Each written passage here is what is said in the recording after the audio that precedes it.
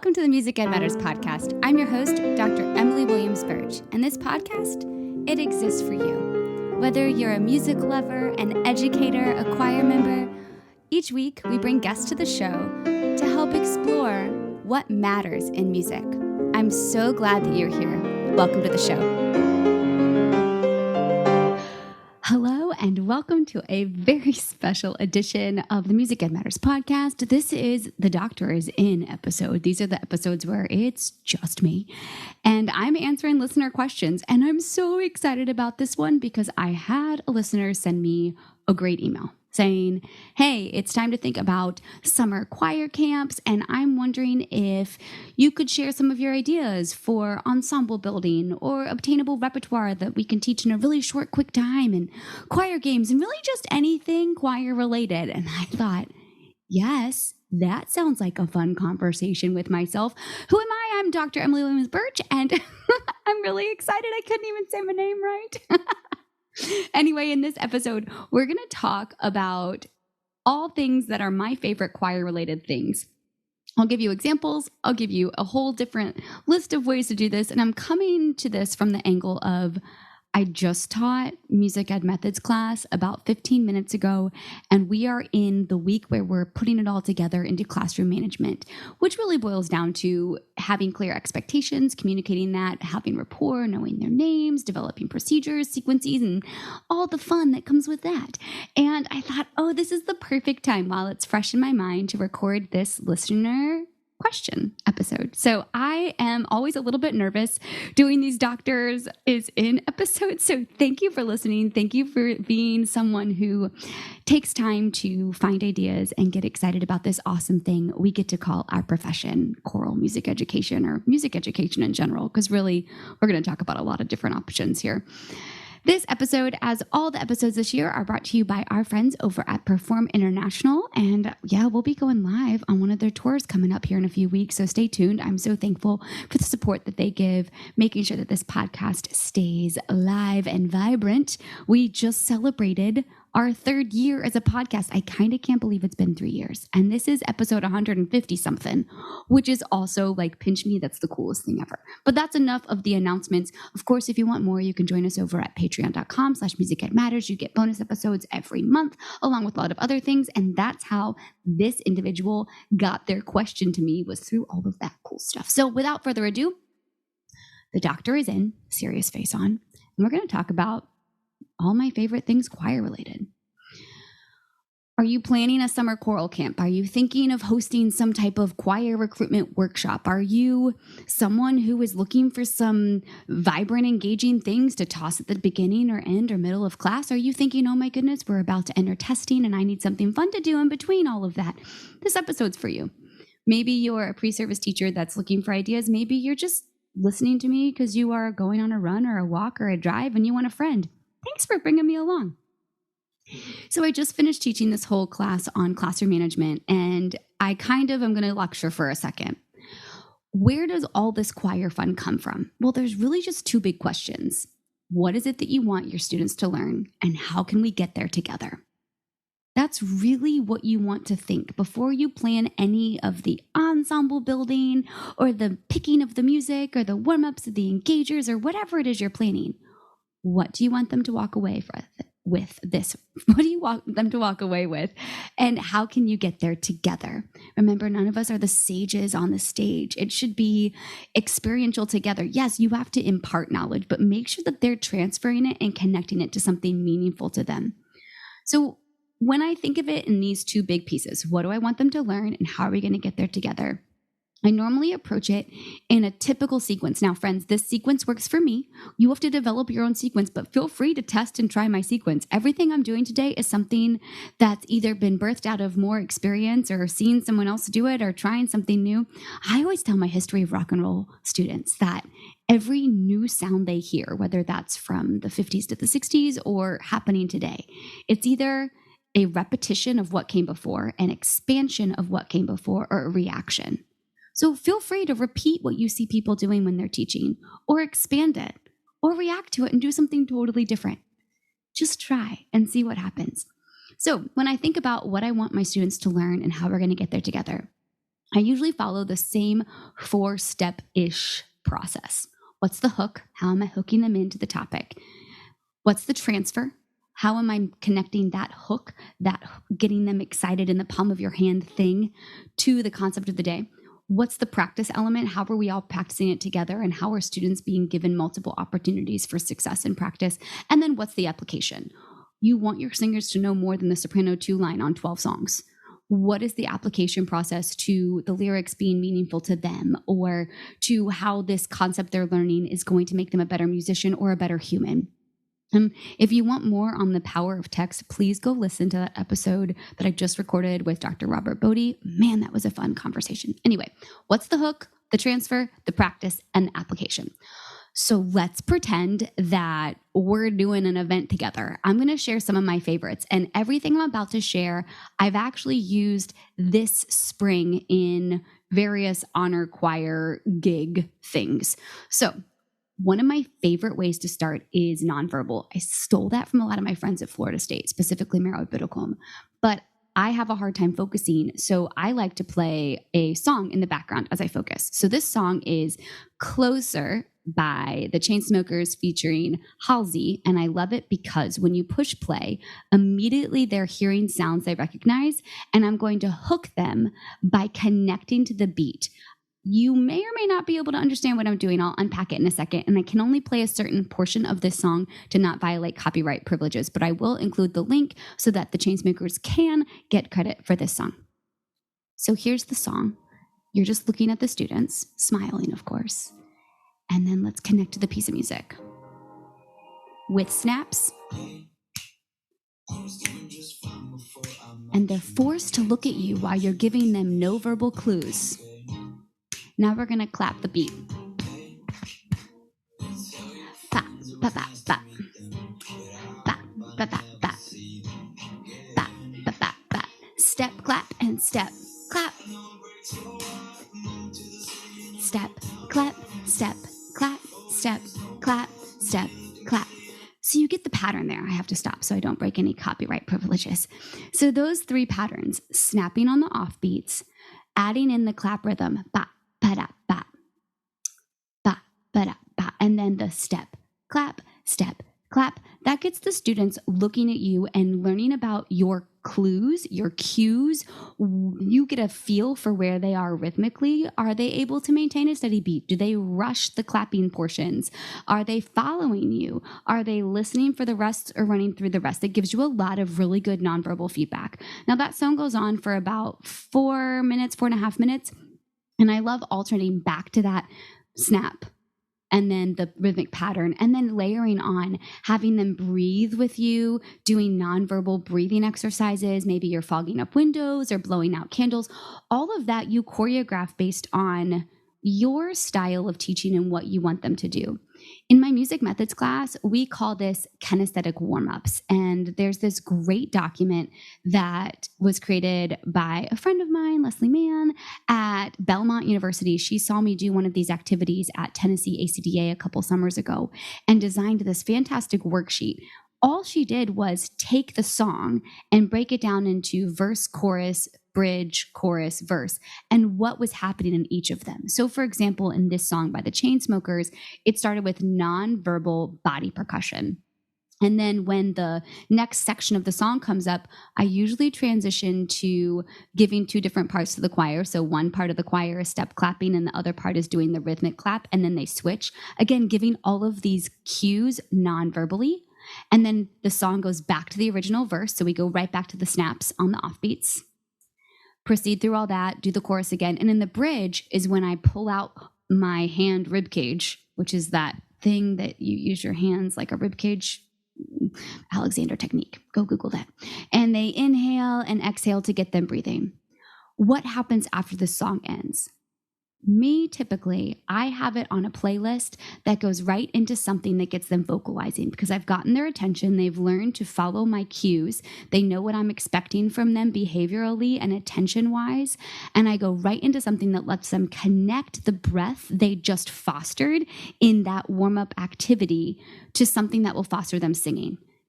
Can you do all of this without any type of pop music in the background? Totally please do. This just helps me focus and stay on a timeline. I know I have about 4 minutes to do body warm-ups and breath, and then the next song is about 3 minutes long, which gets me singing in their head voice. So this second song is by Jess Glynne, JessGlynne. I will also include the link so we're not breaking any copyright laws. But I love this song because it's a quick, immediate pop into the head voice.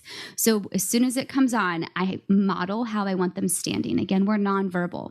And then I sing the first little echo that happens and invite them to trace it with their hand and sing it for the rest of the times they hear it. So if you're thinking of how Leslie put together that spreadsheet or that document of what it looks like, opening, students modeling great posture, singing in head voice, using hands to trace melody.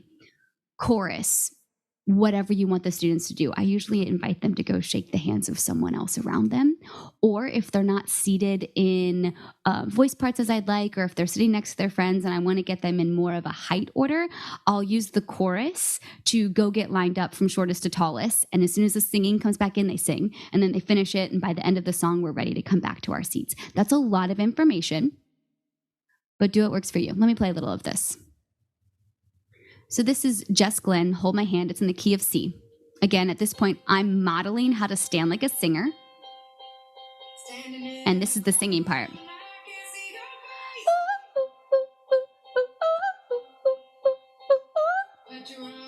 Smiling at the kids helps too.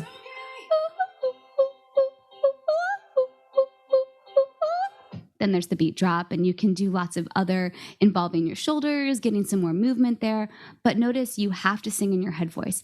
Oh, I did this a couple weeks ago in West Virginia with the middle schoolers, and OMG, the baritones and tenors sounded so good using their falsetto. I didn't even have to ask, and it was so much fun. The smiles around the room and the rapport you're able to build just with the nonverbal communication around the room.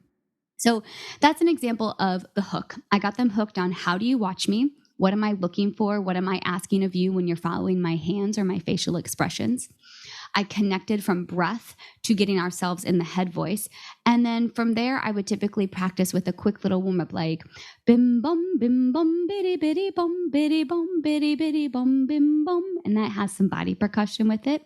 I like those three things in sequence because we've taken breath, connected it to head voice, and then brought the head voice into the mix to get that place. Bim bum, biddy biddy bum. And for the rest of that rehearsal, I can relate back to those concepts. I love how you're singing this, but can we get a little bit more in our head voice, a little higher? Or bim bum, bim, sing the whole passage on bim and only use bum on the accented words that are important. So you're able to take what you did as your hook and your transfer, and while you're practicing, you can apply those things back to it throughout the day. What are other songs I like to use? Meghan Trainor has a nice song from pretty long ago, maybe released 7 or 8 years ago, like I'm Gonna Lose You. It's featuring John Legend, and what I love about this song, the chord progression is very repetitive. So when you get into the chorus, there's a great opportunity to practice just vowels and vowel shapes on the chord progression. And so the way, let me get to the chorus over here. Broken Heart Knows. All right, here's the chorus. And so if you're watching this on YouTube, you can pick whatever vowel shapes work for you. I typically do the upside down hand, like a la, solfege la kind of, by the cheekbones, lifting for ah, circling the mouth with both hands for o, ooh, pulling spaghetti, or, oops, sorry to hit the mic, swirling around your lips with the pucker, ooh. Is normally 2 fingers side by side parallel, or underneath like a cupped, like you're about to do the chef's kiss, I think that's all of it. Let me see how it goes. Here is the chorus right here. And comes the chorus in 3, 2, and they just hold the vowel.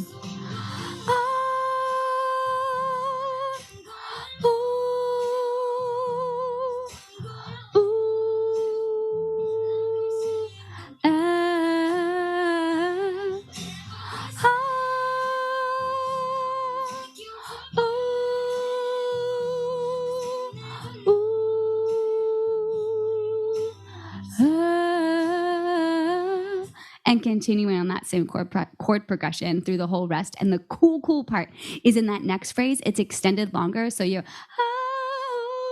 ooh, and you hold ooh and resolve down. And that resolution becomes such a piece of help throughout whenever you're teaching, because there's always that moment that you need to teach the tension and release. And they just experienced it with Megan Trainor, and what a great connective piece. Another thing I like to do, not with pop song warm up, but in general, I went to Sweden in 2015. So typically after I've used the Megan Trainor, like I'm Gonna Lose You song for vowel shapes, I want to connect it to something else. Remember, practice makes perfect. So when I went to Sweden for the conducting exchange program in 2015, there was the coolest warm up they were doing at one of the high schools I got to work with. And I always call it the Swedish counting song. 1 and 2 and 3 and 4 and 5 and 6 and 7 and 8 and 9 and 10, 11. 1 and 2 and 3 and 4 and 5 and 6 and 7 and 8 and 9 and 10, 11. 12 and 13, 14, 15, 16, 12 and 13, 14, 15, 16, 17, 18 and 19, 20. Notice you have to really concentrate on connecting those vowels to those numbers, which are so stinking hard to sing. Now, of course, I sang that very quickly, and I would not do that quickly. But I love that song because you can connect the vowels to the numbers they're used to singing, probably incorrectly on the vowels. And then there's a lot of kinesthetic stuff you can add to it. In Sweden, they would 1 and 2 snap on multiples of 3, clap on multiples of 4, and stand or sit on multiples of 5. It becomes very fun. I'll do that for you next time I see you in person. Just ask. I'll do the whole kit and caboodle. Speaking of movement games and connecting the tissues, sometimes you just need an activity to get them refocused without the whole, hey, can we get quiet? I don't believe in being a hey teacher. You shouldn't be a hey teacher either. So I always, about this time, after I've done a song or two to get the students focused on how I do things, how I function, what are my cues, what are my nonverbals of my face, I like to teach them something that will help us all come back together if we do get overexcited, which is part of the fun. How do you bring them back? And I've borrowed this from so many great teachers. So it's the gimme one. So gimme one pattern goes, gimme 1, gimme 2, gimme 2, gimme 3. I mean, best I can do holding a microphone, but you kind of get the gist. The gimme 1 just starts with so easy. You're teaching them a syncopated rhythm. 1, ki, pa. And you'll see when they're together, because that last pa, ki, pa will land on their laps and it'll be clean and they'll hear it. And so it becomes, instead of you having to holler at the students, you can say, gimme 1, pa, ki, pa. And as you progress throughout the day together, you can add 2, you can add 3. So much fun to have those. I also love things like bass and snare, bass being on your heart bone and snare, heart bone, your chest or your sternum. It's your heart bone. And your snare drum being on your lap. So bass snare goes, wait. And you can add. That becomes a fun way to get them re-engaged too. Just depends on what you want to do, but have that in your arsenal of things to teach them at the beginning. All right, so I've shared a couple of my favorite hooks. I shared a couple of my favorite transfers. We've talked a little bit about practice and application. We could really go deep into this, but I would like to tell you that I love doing a decade blast, especially after you've done some full songs, if you choose to go this route. Again, remember, you don't have to use pop songs in your warm-up. I just really like it, especially when you're doing something like a choir camp or an honor choir, because it's different than the everyday. You should not do this every single day. It will become not fun. It will become part of the everyday. Make it special. Make it something that happens on a certain day of rehearsal or a certain celebration. But it becomes, for me, when I walk into these engagements where I don't know the singers, a really quick way that they get to know me and I get to know them. So I really love using songs from my history of rock and roll class, because you never know when a group of kids is really going to resonate with some of the oldies and the goldies. So I have to give Ariane Harley Emerson credit for this one. In the first episode he came on, Music Ed Matters podcast, he talked about using Kirk Franklin to connect to head voice. And that has been one of my favorite head voice connectors, because you turn on this song and it is so good. It's called Revolution. And it starts with Book of Revelation, chapter 7, verses 16 and 17. They shall hunger no more, and neither shall they thirst anymore. And the bump, boom, for God shall wipe away, boom, boom, every tear from their eye. Boom, boom. Are you ready? Boom, boom, for a revolution. Boom, boom, boom, boom. And then there's just, and you can move all around. And like, I love getting the whole choir to kind of shimmy to one side. And then Kirk Franklin goes, do you want a revolution? And everybody goes, and immediately they're in their head voice. Do you want a revolution? And then we usually kind of shimmy the other direction. That's all I play of it. Just that opening energy of that bass pulse forward, getting them excited and recognizing that some people in that room, that's what they grew up singing and doing. And I want them to feel seen and heard and connected to. So it shouldn't just be music that you love. It should also be music of people, other generations, other genres, other styles.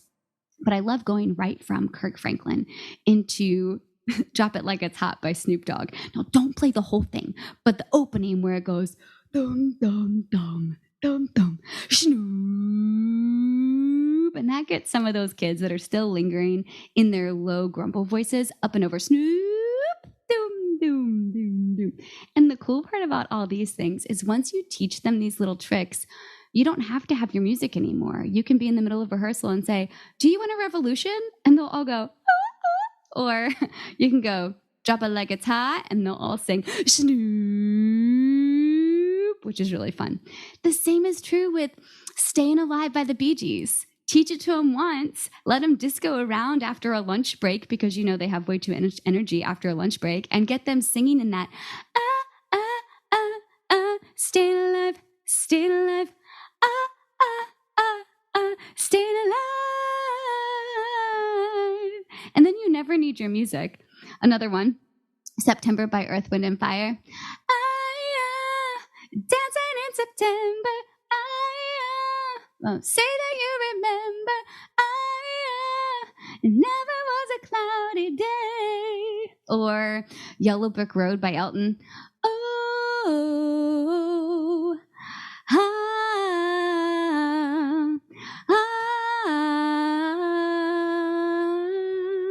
talk about a resolution. Or, I mean, one of the hardest vowels to teach, Tom's Diner, Suzanne Vega.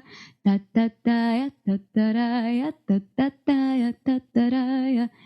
the vowel where you want it and practice it.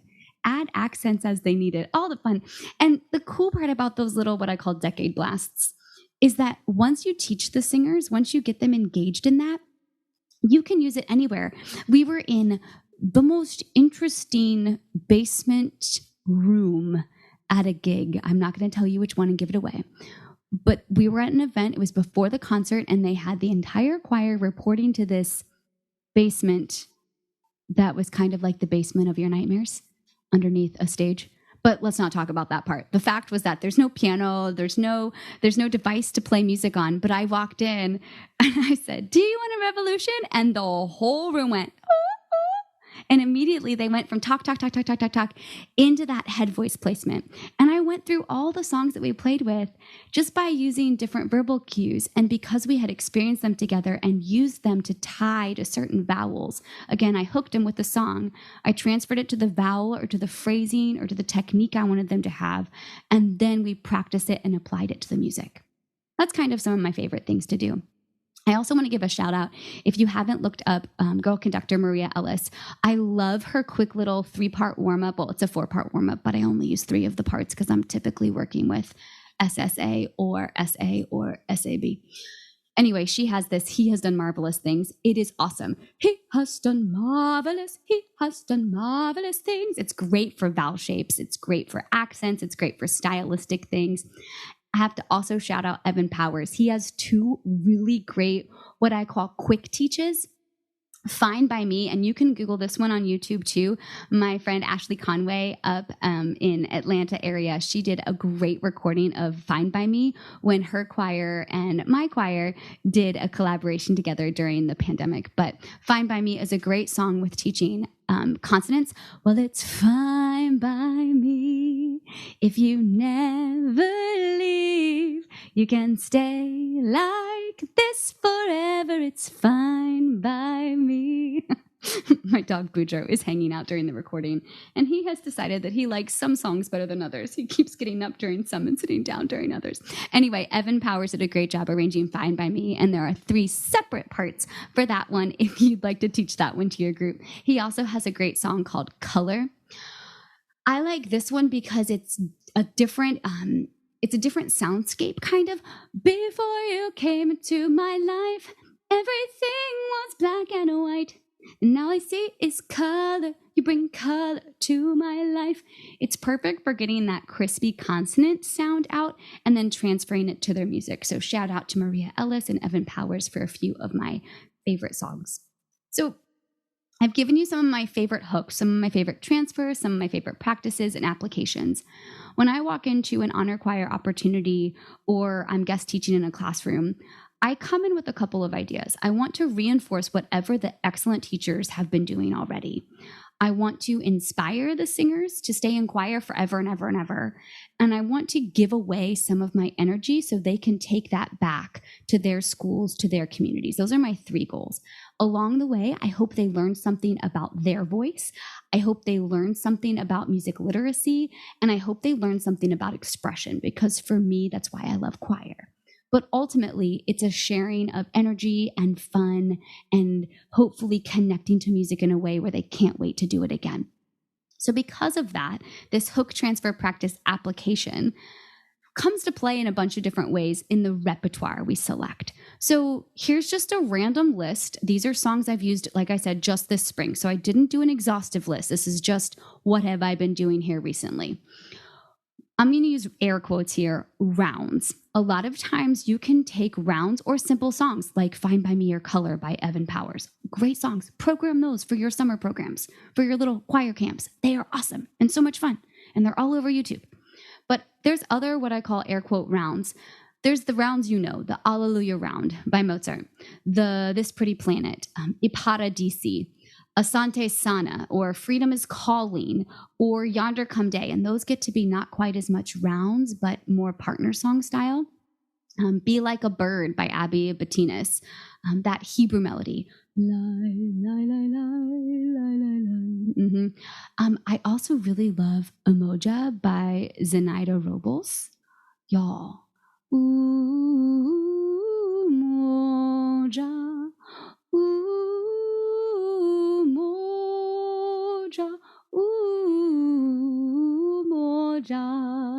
Go listen to that on her SoundCloud and then go buy the music. It is wonderful. It's a very specific round in the beginning, but then the way she's written it, it's kind of aleatoric and then it comes back together. It is so cool. You should totally go check that out, and very teachable. And it's great for counting because the first phrase ends with 2-2 and the next phrase ends with 3-1 and the last phrase ends with, I forget right now, but oh my goodness, it's great for teaching your singers to own their own counting. Thank you. Now let's talk octavos. These are all things that I've programmed in the last couple of months. Shout out to Mark Miller. I love his song, More Love, especially with everything we're going in the world. It allows me to digest and to sing the words that I feel are important right now. But it's so amazing to hear how the singers digest it. A lot of times, and I've seen this in almost every time I've programmed it, the singers will come and just not feel or own the text, and they just sing. And it's kind of boring if you just sing. And then as soon as we connect it to a powerful moment or something that means something to them, that song just flies off the page. It's the same with Mark Miller's I Believe. Also a great piece. More parts, that's not an SAB arrangement. So definitely check out Mark Miller. 2 African pieces. It's an oldie but a goodie arranged by Andrea Ramsey. You can teach those suckers in a hot second. They are so easy to teach. There's Mangwane Pulele Kinewake Pula Amanone. Do a little 2-part thing there. And Ishe Oloa Kole Bajeo. Man, I'm quizzing myself to see how much I got all this stuff. Whew. Okay. So then we have 3 things by Ryan Main. Ryan Main came on the podcast earlier and he talked about this piece specifically. And it has been one of those just sparkle pieces every time I've programmed it. I love it because it teaches you to really specifically place your endings of phrases. I have a student conductor conducting this piece at our spring concert, and it is so much fun to watch the singers watch her. Oh, it's amazing. Two Shaker Cannons by Ron Jeffers. Shout out to Tennessee ACDA for bringing that one to me this past summer. So fun. There's two of them. One's about love and one's about humility. And it's a great one to teach on solfege and to talk about phrasing and form. Feel Good and Storm is Passing Over. Two solid oldie goodies need to have, arranged by Baker. They are super teachable. Feeling good, feeling good. I got love in my heart and my soul, and I feel good. Thank you to my friends in Fairfax for reminding me of that piece. And The Storm is Passing Over. The storm is passing over. And big old shout out to my friends in Winston-Salem. We were singing this piece and one of my teacher friends came out and was like, I need more S on it. So I totally borrowed what I saw Jasmine Fripp do at her incredible session at National ACDA. Biggie, biggie, biggie, can't you see? What are you asking him to do? See. So we did this whole thing. I mean, y'all have to go see Jasmine Fripp do a session. So we played that game real quick with the middle schoolers, and all of a sudden the storm was like there was a storm, and it was gorgeous every time. The storm is passing over. I digress. B.E. Boykin's piece, Music of Life, is this haunting, gorgeous melody. I put the piece in front of my singers, and they gobbled it down. It's so singable, and it splits into this simple 2-part, and then the 3-part section is basically a partner song. Each voice part has a very simple 2-phrase repeating ostinato where they each sing it independently and then they sing it all together and go to the end. Very teachable, very beautiful. Ubi Caritas by Victor Johnson is the same way. It's 2-part. If you have tenors and basses, put the tenors with the sopranos and the basses with the altos, bada bing, bada boom, singing in Latin, and it's singable. Also fun solfegging and count singing. Same with Mark Hayes' arrangement of Turn the World Around. It is pure cheese and so much fun. If you don't believe me, sorry for another shout out to Fairfax, but they recorded their honor choir and are streaming it live on their local public broadcasting station a whole bunch of times. You should go check out the Fairfax music page because they have all the links to it. But those singers danced their socks off in that piece, and the audience got involved, and man, it was a blast. Very doable to get the audiences involved there.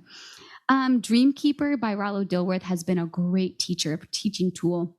How do you get singers to sing through those long notes? Dreamkeeper, dreamkeeper, dreamkeeper, dreamkeeper, accenting, singing through the lines. And then last but not least, I just love this song. I could sing it from here until next millennium. I Started Out Singing by Jocelyn Hagan is just my favorite. I love everything about that piece. It is teachable because if you look at the choruses first, each chorus gets progressively challenging. We start in unison, then we have this echo thing, and then there's this legit round style of the chorus. And then the words, you have to digest them and talk about them. And y'all, it's so much fun and it's so good. Plus the ending is ethereal and it's amazing. All right, let me make sure I've answered all the listener questions. Ensemble building. Make sure you give the students choice throughout all of this. How are they engaging in the process? I love using the show me which piece you want to work on next method once you've reached what you need to do. Like, for example, doing all the little hook, transfer, practice, application stuff, running through what list you've given the choir, given the group, and then asking them what they want to work on first by letting them show you the front of the piece. You can do a quick visual vote of what their favorite pieces are. You can make your next little rehearsal plan based on their choices and go from there. I love using student choice method. I also love bringing up student conductors. How would you sing this? How would you conduct this? How should we fix this part? What did we sing wrong? Or the thumb up, thumb down method. Thumbs up, something we did really great. Thumbs down, something we need to improve on. Thumbs in the middle, whatever you think that means, which always gives you the best answers. Make sure you have elements of student choice inside of your whatever it is you're doing. That builds so much ensemble, and give them time to have fun together. I love using that Jess Glynn Hold My Hand song to go around the room and shake hands with two people and get back to your spot before the next chorus. It's hilarious. I talked about some obtainable arrangements for short periods of time. I didn't talk a ton about choir games because I really just do a lot of kinesthetic movement singing things that will always, for me, tie to the vocal technique thing or the singing style thing that I want them to get. And really just, how fun is choir? I think I just talked for a really long time. So thank you for listening. This was actually not that scary of an all by myself episode. I hope you liked it. You should let me know. You can find me on Instagram, Dr. MEB. You can find me on Facebook, Emily Williams Birch. You can find the podcast on Instagram, the Music Ed Matters podcast. I almost said a different podcast, y'all. Do you know that I host a different podcast that has absolutely zilch to do with music? It's called the Illuminate Podcast, and it tells stories about people doing really great things. We illuminate stories and nonprofits and businesses and people, and that's called the Illuminate Podcast. You can find it on Instagram, the Illuminate Pod. Anyway, this is the Music Ed Matters podcast. And you should totally go follow it on Instagram. It's 3 years old now. I can't believe it. And this has been a Doctor Is In episode answering a question that was sent to us by one of our Patreons from patreon.com/musicedmatters. If you're still listening at this point, you should totally pause and go like and review the podcast because that helps a lot and we would really appreciate it. But I think that's enough. So you know what time it is. You, my friend, you really matter. We all know that music matters, especially free choir camps or pay for choir camps or choir workshops or singing, being together, making something bigger than ourselves, practicing hard things in the safe space that is choir. Oh, don't get me started. I love our job. And I'll see you next time on the Music Ed Matters podcast.